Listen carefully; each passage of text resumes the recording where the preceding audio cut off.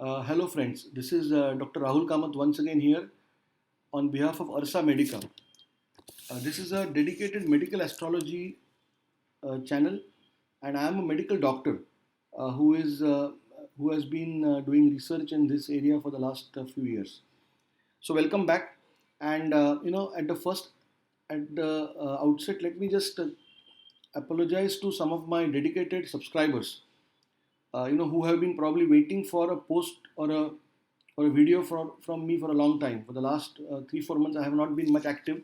So this is particularly dedicated to them because I know that you are a rare breed, and given the technical nature of this video, you will certainly enjoy it. Secondly, what I want to say is that this particular work which I am presenting today is one more case of autism. I have already done an autism video, but this is at a little different level.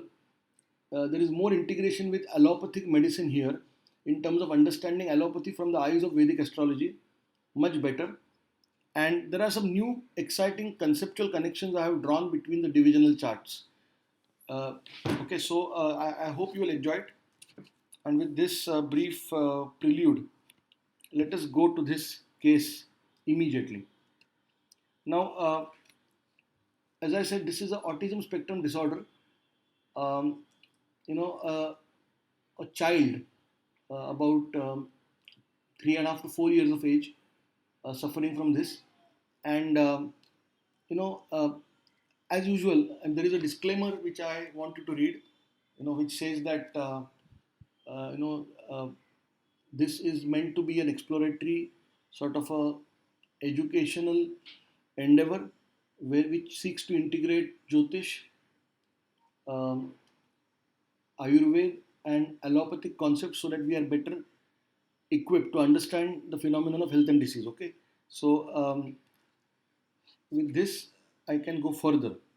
You might want to read it in detail later. Now, typically, when we are discussing this case, there are four pillars of this edifice, as I would like to call it. We are trying to create a story here. We are trying to build a monument here, you know, with four pillars. So, essentially, we are going to be first talking about the case history, uh, the traditional medical diagnosis of this case, what it means, uh, and the karakas. When we say karakas, it means significators of this disease because that's the starting point from where to look for. Okay, we already have the case in front of us, we have a diagnosis, and we are trying to use medical astrology now to corroborate that and dig deeper. So, this is the first pillar. The second aspect is the absolute detailed uh, medical astrological analysis using the natal charts. So when I say natal charts, I mean typically the Janma Kundali or the D1 chart, the Dreshkan Kundali or the D3 chart, the Navamaush Kundali or the Navamaush Kundali or the D9 chart as it is called. So typically these three charts have been mainly utilized, you know, um, because they have a direct, immediate bearing on the analysis. So there is a some sort of deep dive there which I wanted to really go through, and there is some new work in this area which I am presenting.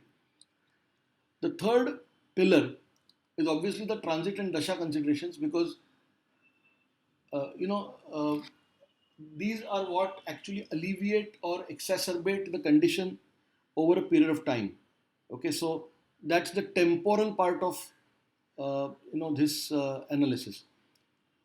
And then finally, the most important thing in a way, which is much more operationally relevant for the for the patient or for the somebody who is suffering, is what do I do to placate this? What do I do to alleviate my suffering? So remedies or upayas. So the remedies and upayas of Jyotish have a deep bearing into the concepts of Jyotish itself. Correct. So we will be looking at those at one level. I'm sure there is much more deep dive possible in that area, but we will restrict ourselves to the broad principles and the key takeaways. Okay, so with this thought process, let us proceed. Now, this child, uh, you know, was born in Andhra Pradesh, Kakinada district on the 15th of Jan 2017 at 5:48 a.m. Okay, and I'm going to be referring to this as this child. Okay, so this child basically had certain delayed developmental milestones. So normally, when a child should speak at the age of 1 year or should start becoming intelligible beyond that, in this case, there was a delay of almost 7-8 months in that area. Um, uh, the the comprehension of this child seemed to be good. The child seemed to understand what was being said to it, but had a great difficulty in expressing, or you know, and some degree of social isolation in terms of well, I mean, for a 2-year-old child to say that it was socially isolated is not probably fair, but in terms of, I would say, some kind of a withdrawn behavior. The parents gave a history of some kind of a gastrointestinal symptoms which started, after which the child developed a difficulty in expressing, which is very strange, but I will correlate it later. How come gastrointestinal symptoms are also relevant here? And uh, on diagnosis, when they took the child to the doctor, there was a diagnosis of mild or moderate autism or autism spectrum disorder, and this is currently being treated with behavioral and occupational therapy. Okay, so this is the current scenario of the child, um, and now with this, what I want to do is I want to actually um, make us understand what autism spectrum disorder is in terms of what does the literature say about it right now, what does the current medical literature say about it, and how from that we could try to connect it to now our business of medical astrological analysis. Correct? So this is the next thing. Now, if you see this slide in front of you, on the left side, there is a screenshot with some kind of annotations. Now, this is from the National Library of Medicine website. This is an article on the pathophysiology of autism spectrum disorder. So, I was interested in what exactly, why do they happen? And it says here revisiting gastrointestinal involvement in immune imbalance. So, what they have really found out is that, strange as it may sound, because autism is a behavioral or a neurological disorder, traditionally speaking, the way we understand it from the symptomatic perspective, but it does seem to have connection with gastrointestinal health. Okay, and if you go down, it also says immune imbalance, so it also is indicative of the immune system, and one also understands that there is a lot of immunity or immune system which is embedded in the gastrointestinal tract. Okay, doctors would know that. Now, if you go below, if you see the annotations below, obviously it's a neurodevelopmental abnormality and there is an impairment of social communication and behavioral symptoms. Now, you might recollect from the previous slide that the child had a history of gastric disturbances, and obviously there is a clinical history of autistic behavior, right? Now, based on this, what do we look for? What are we looking for in the Kundali? We are obviously looking for the condition of the moon, because the moon indicates the mind, the emotional, the watery part, the sensations, uh, what the organism or what the being experiences. Obviously, the associations there too, which are beneficial or all malefic. So we are looking at the moon in detail. Um, Now, if you look at the Kalapurush Kundali, the Kalapurush Kundali being the Aries ascendant Kundali, the second house is the house of communication in the Kalapurush Kundali. So the second house here, in this case, in the Kalapurush Kundali is Taurus. So Venus as the H2 Lord of the Kalapurush Kundali. So we will be looking at Venus also in that context. Okay, we have not yet plotted the Kundali, remember. We will be looking at several other things, but I am talking of it very generally speaking right now. We'll also look at the second house itself of this particular ascendant for the speech and communication. When we speak of moon, we are also looking at the Sukha Sthana of the moon, the fourth house from the moon. Okay, so how is that placed? How is that looking?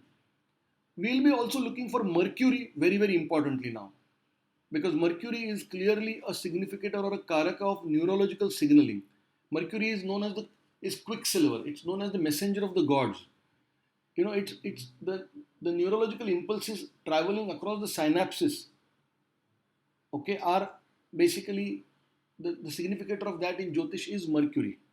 Okay, um, and remember it's a fast-moving planet, right? So it also figures.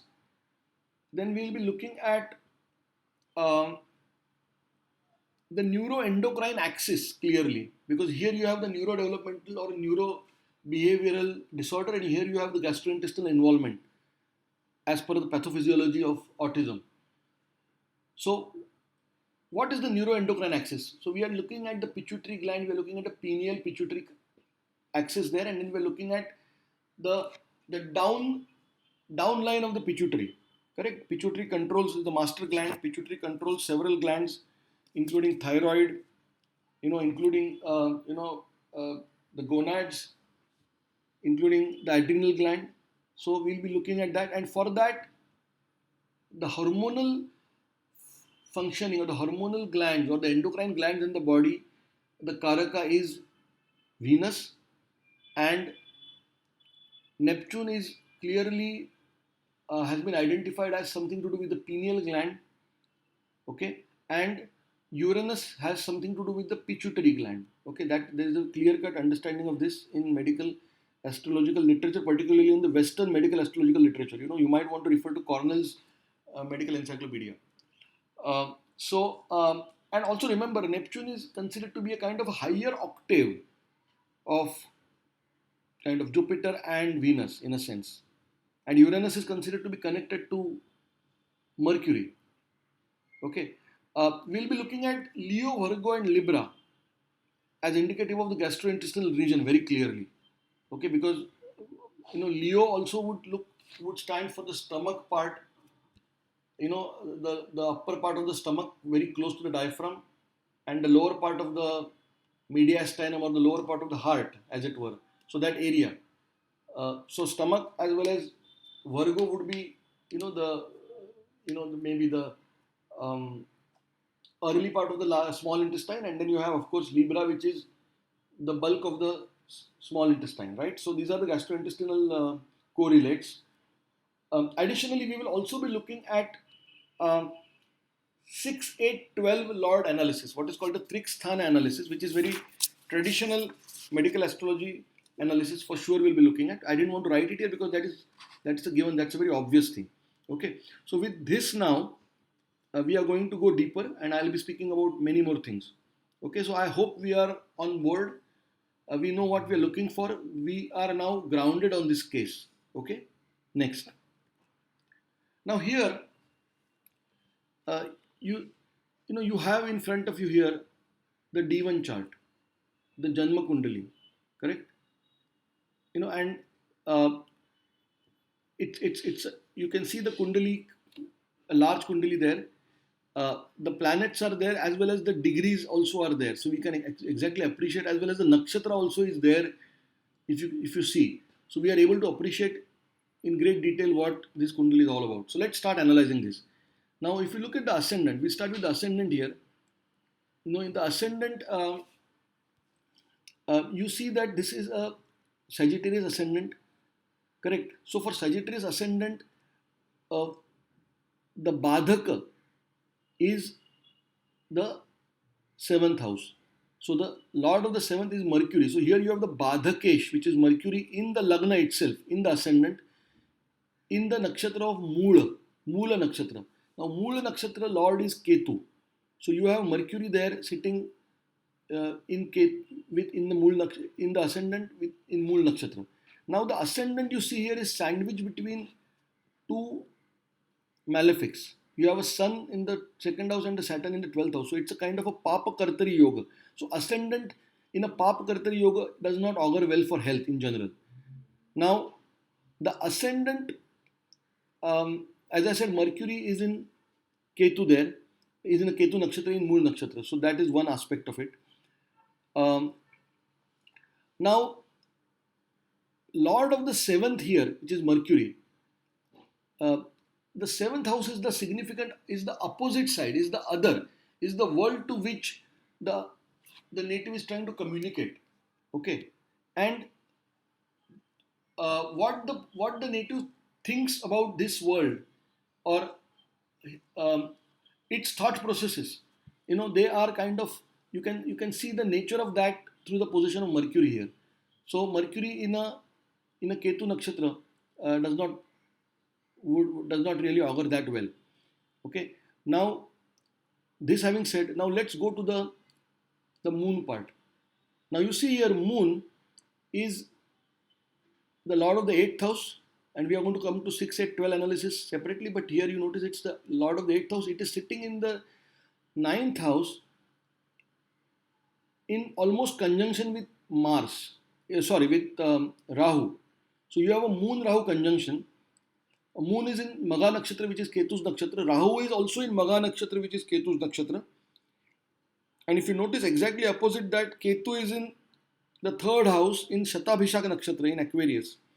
So you have a Rahu Ketu nakshatra parivartan yoga, which intensifies the effects of both of these houses. And you have a moon which is caught in the Rahu Ketu axis. So I hope this is very clear. So we already know moon stands for minds, feelings, thoughts in that sense. And we also said that Mercury stands for communication. So again, Mercury is in Ketu nakshatra, which I have already mentioned. Now, before we go to the further analysis, let's look at the sun here. Typically, you look at the ascendant, the sun, and the moon as the holy trinity of sorts. So the sun here, if you see the sun position from the moon, it is in a 6-8 position. Okay, so this is not a very good position in terms of the sun and the moon, because the moon stands for the mind, the sun stands for the soul at a very, very generic level. Okay, so not a very good position. Sun is in the second house, which is the Marak Sthana, correct? And it is in the house of Saturn. So Saturn and Sun will not go well. They are traditional enemies, father and son sort of a situation here. And Sun is in its own nakshatra. Okay. And if you notice on the right side, it is quite weak also. It's kind of weak also. So Lord of the 10th, Lord of the 9th house, which is the Sun, is placed in a not so good position in the second house, the Marak Sthana, and it is weak. Okay, and it is not in a very good dynamic with the moon as well as the ascendant. Okay, so this is one point to note. Now let's look at the core issue here, which is now the 6th house. We are looking at the Trickster analysis. The 6th house is the house of death, the house of disease, and in any case, in every case, in medical astrology, the 6th house merits a very detailed analysis. Now, the 6th house lord is, it's Taurus, the lord is Venus. Venus is placed in the third house in the nakshatra of Rahu, which is Shatabhishak nakshatra. Now, Venus is also placed there with Mars, which is the lord of the 12th house. Okay, and Venus is directly aspected by the lord of the 8th house, which is the moon, which we already spoke about. So you have the 6, 8, and 12 connections all totally kind of coming close together in this third house. Whereas as I said, you have Venus and Mars. Now Mars again, interestingly, is in the nakshatra of Jupiter. Okay, which is actually the Lagnesh of sorts. So that, the relevance of that I will discuss in subsequent slides when we look at the actual pathogenesis of this condition. Now, if you notice here, Neptune is also very close to Venus, almost in conjunction, less than 2 degrees away. And as I said, Neptune stands for the pineal gland here. Earlier I already mentioned that in the Karakas. So Neptune Venus combination again vitiates the situation. Uranus, if you notice here, the second outer planet which will need study, is in Pisces, very close to the Gandanta. It's practically hovering on the brink of the last Navamsha of Pisces. Correct? It is 26 degrees 35 minutes. Uh, you know the eighth Navamsha of Pisces will be ending at 26 degrees 40 minutes, right? So it's almost close. It's almost in Gandanta position. Correct? So and that too in a Mercury nakshatra. Revati is a nakshatra lord being Mercury. Okay, and again, interestingly, if you look at now the 12th house, you have Saturn there in Jyeshtha nakshatra, which is again a Mercury nakshatra and in absolute Gandanta position at 28 degrees 49 minutes. So it's very, very close to the 30 degrees point. So that's and Saturn here is Marrakesh, Lord of the second house. Lord of the second house in the 12th house in close Gandanta with an important Badhakesh and a Karak planet for this condition. So this is a very comprehensive picture here. So we see that this is how it is. Okay. So I will now go to the slide, and we are basically the same thing is what will be covered there. We have already spoken about a lot of stuff here, so I might give you 2 minutes to have a look.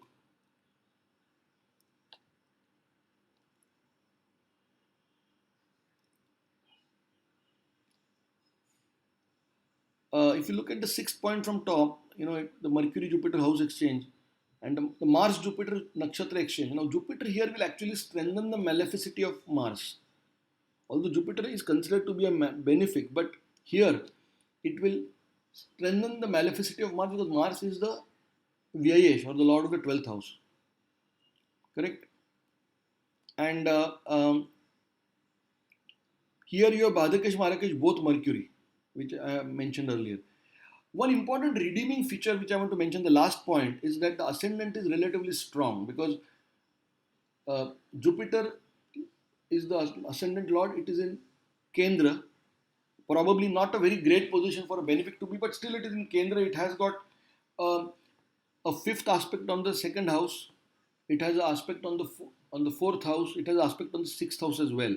So ascendant is strong relatively, and Ketu and Mars are both in a Upachai house, which is the third house, which means that there is an inherent ability to fight back for this native in terms of feeling better or coming close to a cure. Okay, so um, with this, I want to now look at the Navamsha Kundali. So the Navamsha Kundali is basically the Sukshma Sharira. It is the qualitative aspect. It is the subtle influences, how these gross influences will actually play out. So uh, the Navamsha Kundali cannot be studied in isolation. It has to be studied certainly uh, as an extension or as a deepening of the birth chart. So here you see that the smaller Kundali on the below on the slide is the birth chart again pasted here, and the larger Kundali on top is the Navamsha Kundali which we are going to study. Now, couple of things. We are now going to be focusing our attention mainly on the planets or the grahas which are directly complicit. Okay. In this chart, practically almost all the grahas in a sense, but particularly specifically the ones which are directly complicit. Now, I'm going to go over this chart with you, and it will help you to understand this Navamsha Kundali better. Now, let's look at the primary player here, which is Mercury. Mercury is afflicted in the Rahu Ketu axis very clearly. Okay, so the location, the good part of it is that Mercury is in the Kendra in a way. So that's maybe slightly better, but still it is afflicted. And also, what I have not written here is that Mercury is in the second house from the Moon, afflicted. So in a sense of um, uh, it also indicates that the difficulty of the mind in trying to communicate, because there is a second house from the Moon, and it's also a kind of a Marak Sthana for the Moon, for the Taurus where Moon is placed. So Mercury is afflicted uh, clearly. Now, Venus is with Saturn. Now Venus Saturn are actually friendly planets in a way, but here Saturn is second lord, which is Marrakesh. Venus is sixth lord, so Marrakesh and Shashtesh together in one way, looking at the ascendant. is probably not a good idea. Again, it is in sort of it is in 4-8 relationship, or rather 4-10 relationship with um, Mercury.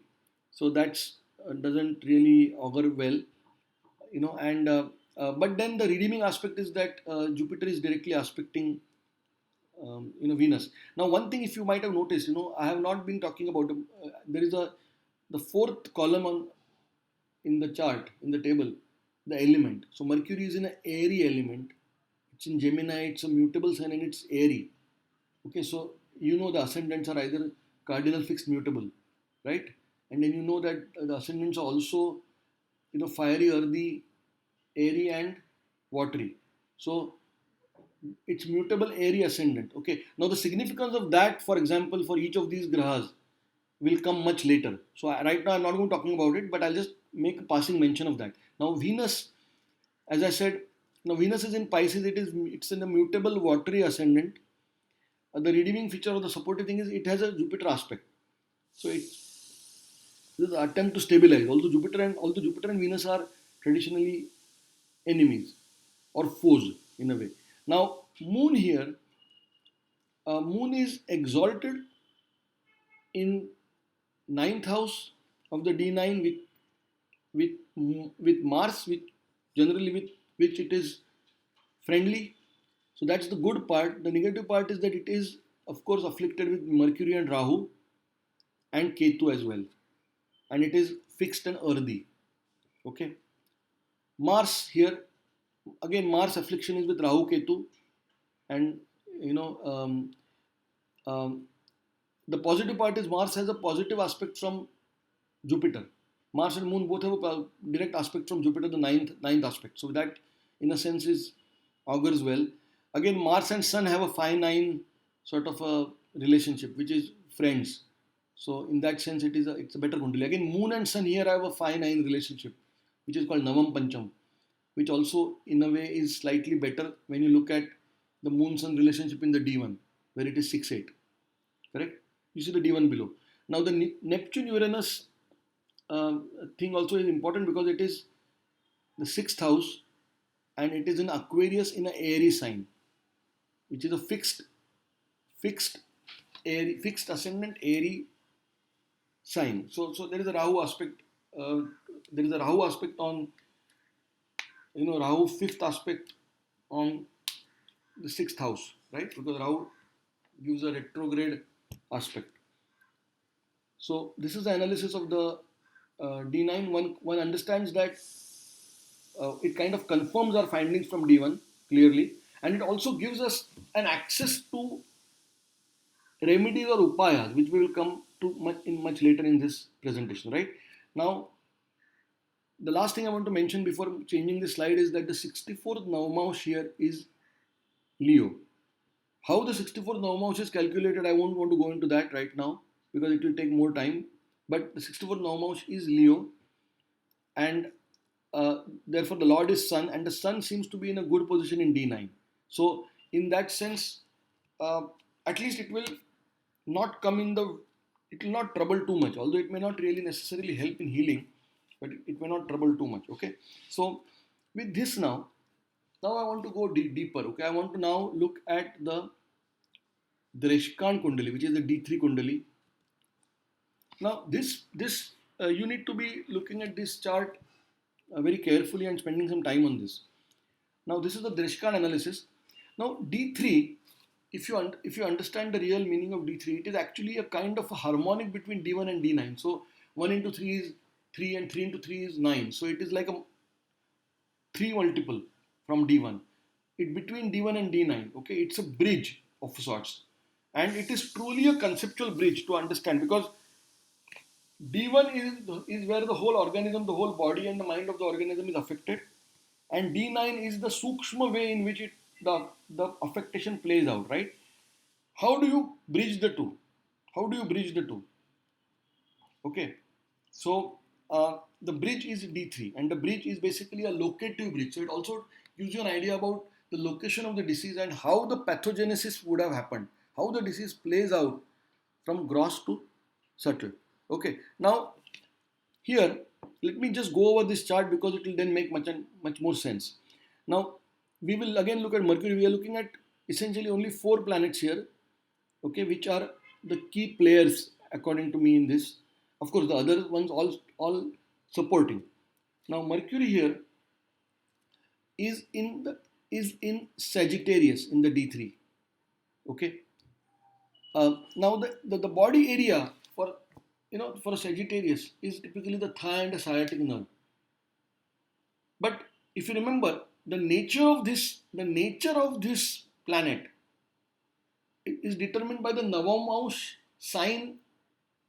The analysis of the Navamaush sign, because Navamaush is the actual, um, you can say, the last mile connectivity of sorts, if I may use that terminology. So the Navamaush sign of Mercury is Gemini.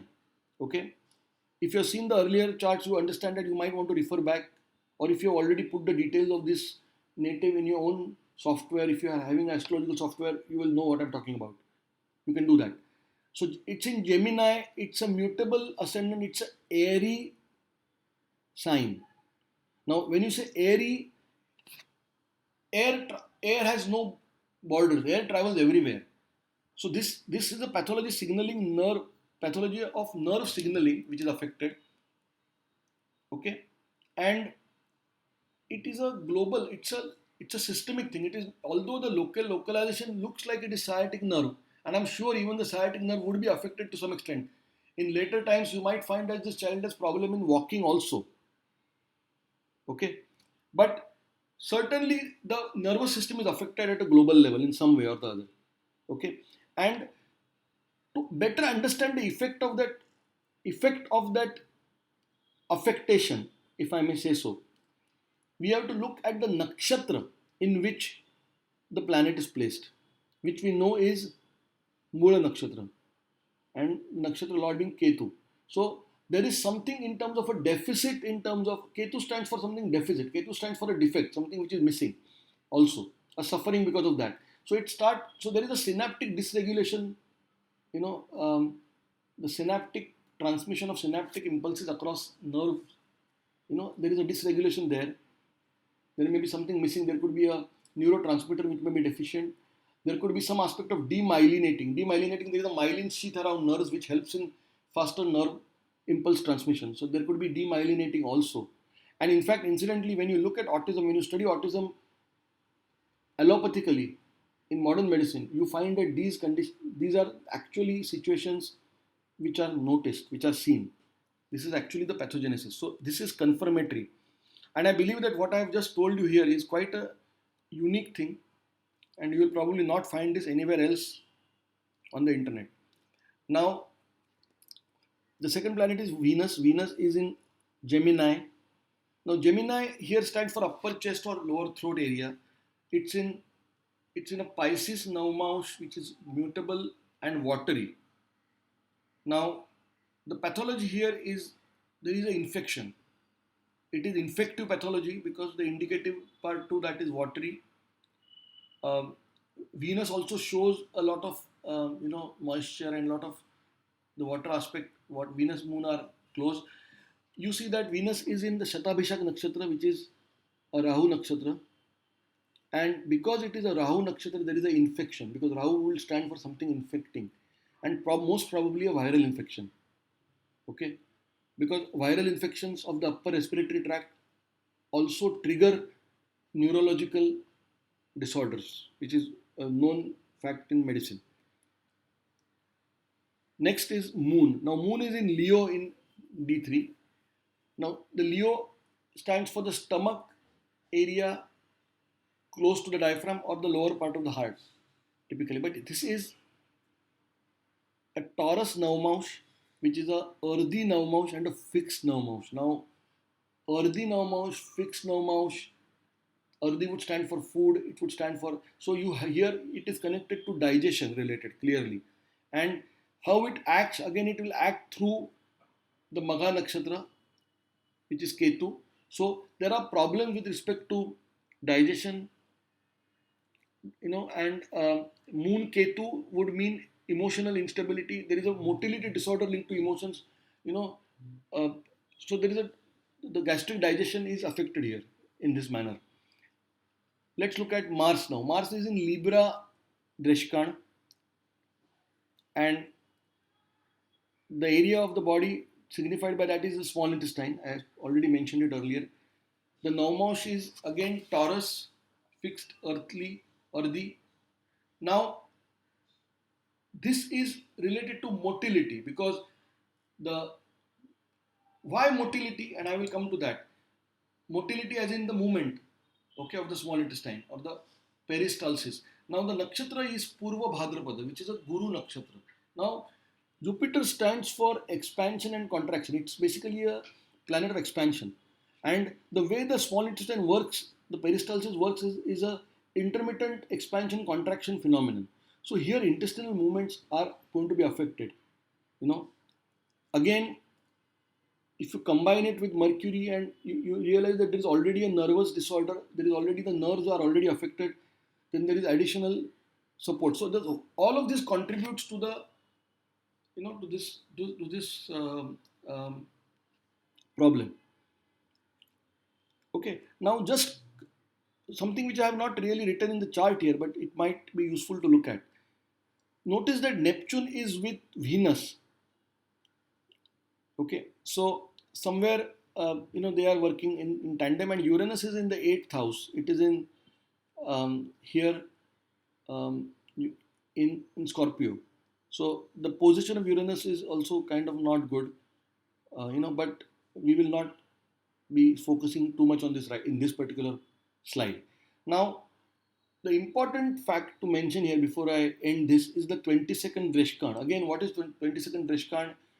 It's I don't want to talk about it and how it is to be calculated. Although I could talk about it, it will take 5 more minutes, and I want to save time here. It's not really relevant to our analysis right now. So the 22nd Dreshkan, which has basically linked to the eighth house, is the Scorpio here, and the Lord is Mars, correct? So you have here again Mars. The role of Mars is very important also. So with this, I want to now go to the uh, transit and uh, dasha considerations. Okay, so see if you notice here, no, so rather than go into deep dive and go into the actual detailed periods of you know um, each of the planets, some basic principles here. The top half is about dasha, the lower half is roughly about transit. Okay, now I am only looking at the Vimshottari Dasha here. Although if you see the Yogini Dasha, you will find similar correlates, or again malefic planets there and all that. But I think the Vimshottari is really good enough for our discussion. You notice that there is a Ketu Mahadasha, which is the birth Mahadasha running, continues to run till 29th of December 2021. So all of 2021, still about 8 months of 2021, almost for 9 months, we have the Ketu Mahadasha running. There is going to obviously, the this thing came to light during the Ketu Mahadasha, and there will be aspect of suffering. There will be aspect, but there is an aspect of fighting back also, as I mentioned earlier. Now, when you look at the dasha considerations, any dasha which is linked to Mercury, Moon, Mercury, Venus, Moon, and Mars, and Rahu Ketu. Okay, so that dasha will be typically will not be very helpful. Now the next dasha is Venus. Venus is the lord of the sixth house, so the Venus dasha is not good, correct? And the Mahadasha, Antardasha, Pratyantar dasha, or what is called the Bhukti. Pratyantar dasha is also called the Bhukti. You know, of the sixth, eighth, and 12th lords, which means Venus, Moon, and Mars, along with Rahu Ketu, will be particularly dangerous. So in this case, there is the aspect of what cannot be cured must be somewhat endured, but then there are upayas which can really, really reduce the severity and make sure that this child is, in a very, very competent situation in life. Now, the next thing I want to talk about is the transit. Correct. Now there are various in transit. You have so many different methodologies. You have Murti Nirnaya, and you have, you know, but I'm using a simple methodology which I think which can be used on a day-to-day basis or on a regular basis. You have the nakshatra tarabal or the nakshatra analysis, which there are three groups, which are the janma nakshatra, janma column, the anujanma, and the trijanma. Okay, so starting from your birth nakshatra, you count nine. So the first nine will be the janma, the second nine will be the anujanma, the third nine will be the trijanma. So 27 nakshatras in all covered. Now in this, there are seven. Like you said, there are nine. In each column, but there are particularly three which are not very good. So you have Janma, Sampat, Vipat, Kshem, Pratyak, Sadak, Nashak, Mitra, Atimitra. So this is the nine. But in this Vipat, Pratyak, and Nashak, so the third, fifth, and seventh are nakshatras are not good for transit. So here, now this conversation or this what I'm just saying will be much better appreciated by somebody who is already a student of Jyotish. Okay. Now here you have the Janma Nakshatras. In the Janma column you have Uttar Falguni, Chitra, and Vishakha. So these three will be the most dangerous nakshatras in a sense. And if you notice here that Jupiter is in Chitra.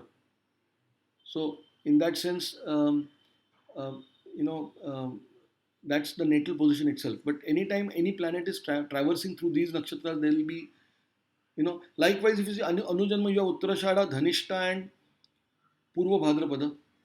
And then Trijanma, you have Kritika, Mrugashirsha, and Punarvasu. So these are basically Sun, Mars, and Jupiter nakshatra. So anytime a planet travels through a Sun, Mars, or a Jupiter nakshatra, there is likely to be some level of distress. So if it is Sun nakshatra, then it is typically the junction of Aries and Taurus. Then it will be so likewise you will have to look at the Sun nakshatra specifically if you want to analyze this, right? So here the severity is that Janma transits are more severe than Anujanma, which are more severe than Trijanma. And Moon will transit every month over 6, 8, and 12. So whenever it transits over 6, 8, and 12, which means here over Taurus, Cancer, and Scorpio, there will be emotional stress. So those periods have to be looked at carefully. You have to be mindful and careful during difficult times. Okay, so that's the important message from the transit and dasha considerations. Now let me go to the upayas now. Now the way I look at upayas, and I'm not going to be spending a lot of time on this, but I hope I'll be able to give very, very precise approach here. Now it's easy to say that you wear this ring or this gemstone, or you do this puja, or you do this donation, or you recite this mantra. But then it's important to understand the rationale behind the upaya. Why are we doing it? What are the principles behind the upaya, and what exactly does the upaya, what do you do with the upaya? So the first principle here is to strengthen the Anurakta Graha. Now what is Anurakta Graha? So Anurakta Graha is a Graha which is basically the lord of the nakshatra which is sixth from your birth nakshatra. So this is the technical part. In this case, the birth nakshatra being Magha or Ketu nakshatra, the sixth nakshatra from this is a Rahu nakshatra. So basically, the Anurakta Graha is a planet of the past life. It shows incomplete agenda of past life. So here Moon is with Rahu. So the mind wants to experience a lot. The mind wants to communicate so much, but it is not able to communicate. You understand the problem of autism here. This child wants to communicate so much, but there is a inherent difficulty in communicating, and there is this feeling of being pent up, that I have so much to tell but I can't tell. So here we have to target the Graha Rahu, And the specific upaya for that is, Rahu. For Rahu, Durga is the deity of choice. So Durga home havan, very important. Stray dogs feeding works well for Rahu, particularly on Saturday. We say Shanivat Rahu. So in a sense, Saturday, some remedies for Saturn also will work for Rahu.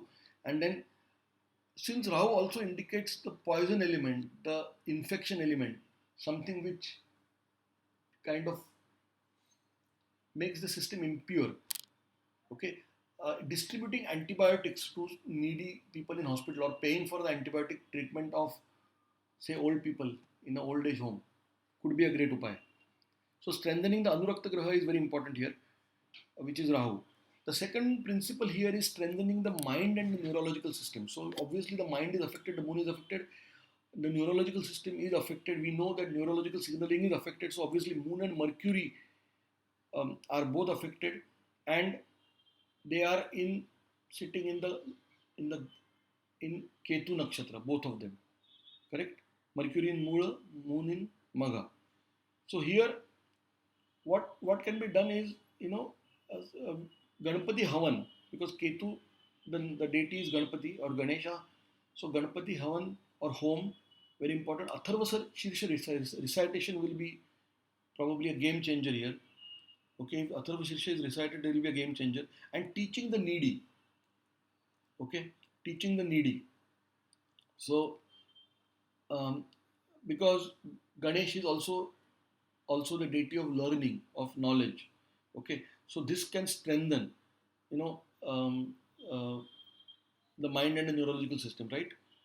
Okay. Now, in addition to this, what I've not written is that the child can try, um, try some mindfulness or meditation. But the danger here is that there is already so much of pent up emotion and so much of thoughts which are to be yet to be expressed. So that has to be done little carefully. But these are upayas which can be easily taken on. The third principle or the third approach is that we reduce the maleficity of the H6 Lord. Correct? So the H6 Lord here is Venus. How do you reduce the maleficity of Venus? Venus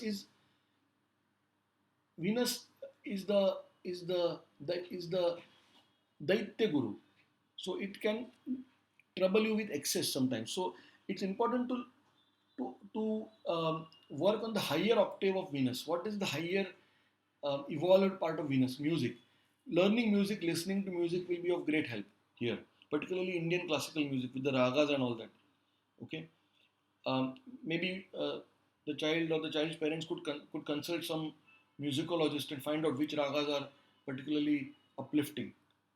Then taking a diksha or a mantra from a guru will really matter, because if you remember, I told you earlier that here guru, the guru has a important role to play. It is the ascendant lord. It is also there in the D9 in a Kendra Kona position.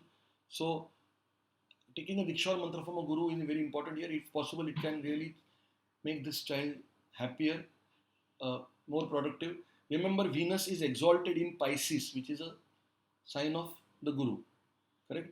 And then uh, some way to improve the social skills by behavioral therapy, I think, which this child's parents probably are already doing.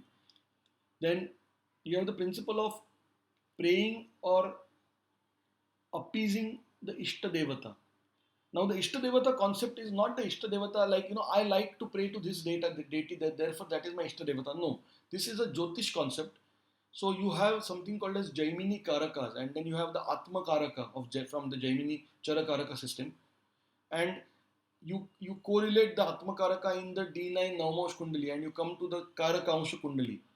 And then you see the 12th house from that Kundali, which is the Moksha Sthana, and then you look at the deity or the Graha connected with that. So here in this, if you do this whole analysis, which I'm sure a Jyotish student will understand what I'm talking better, the Graha targeted is Saturn, and the specific Upaya therefore is donation or service at old age home, because Saturn stands for old people. Vishnu Sahasranam, I think, is important also, because uh, finally Saturn worships its father, the sun. The sun also is Vishnu in a way. So, but also Hanuman prayer on Saturday. So that's very important, because, so So these a few things can be done. So this is the end of my presentation. Shubham Bhavatu, and kindly leave your feedback on my channel. Thank you so much. Take care, and I hope to be back pretty soon. Bye.